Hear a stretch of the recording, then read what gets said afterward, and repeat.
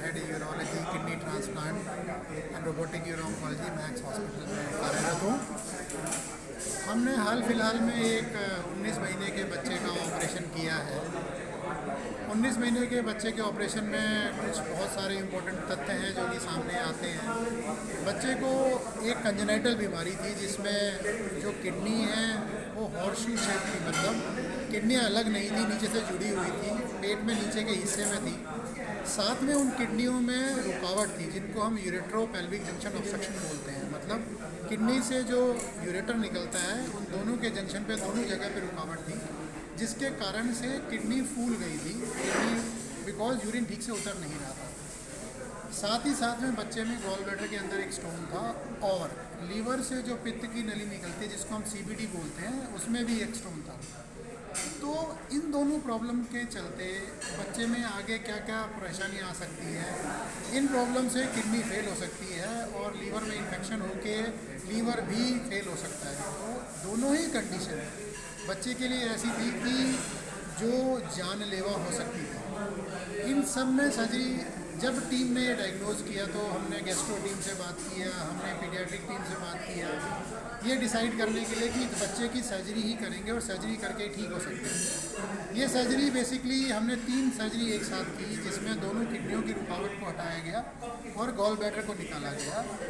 ये surgery laparoscopic हुई है, की होल सर्जरी बोलते हैं, पेट में छेद करके। नॉर्मली हर एक सर्जरी में पेट में 3 से 4 छेद आते हैं, तो अगर हम ये सर्जरी 3 बार में करेंगे, एक किडनी की फिर दूसरे किडनी की और गॉल ब्लैडर की, तो 12 से 13 छेद आएंगे और 3 बार एडमिशन होना पड़ेगा। सारी टीम ने मिलकर डिसाइड किया कि ये तीनों सर्जरी हम एक साथ करेंगे, जो कि अपने आप में एक बहुत बड़ी उपलब्धि है। अगर मैं बात करूं, आज तक कभी भविष्य में, कभी पास्ट में कभी ऐसा हुआ नहीं है। ये शायद पहला केस होगा जब ये तीनों सर्जरी एक साथ हुई है। पेट में हम लोगों ने दूरबीन डाला।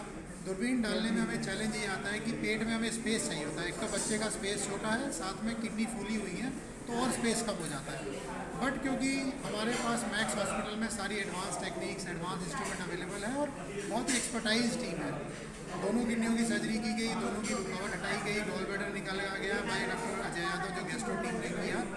ये सर्जरी लगभग 4 घंटे तक चली अंडर एनेस्थीसिया और 12 ही घंटे के बाद पेशेंट ने खाना पीना शुरू कर दिया और तीसरे से चौथे दिन हमने उसको डिस्चार्ज भी कर दिया। सर्जरी होने के बाद हमने ये इंश्योर किया जो हमने सर्जरी की है क्या वो सफल है या नहीं है। इसके लिए हम एक DTPA स्कैन कराते हैं जो कि हमने कल कराया और उस DTPA स्कैन के रिजल्ट आई है कि सर्जरी इज़ कम्प्लीटली सक्सेसफुल। दोनों रुकावट हट गई है, किडनियों की सूजन पूरी तरह से ख़त्म हो गई है और किडनियों का फंक्शन भी इम्प्रूव कर गया है।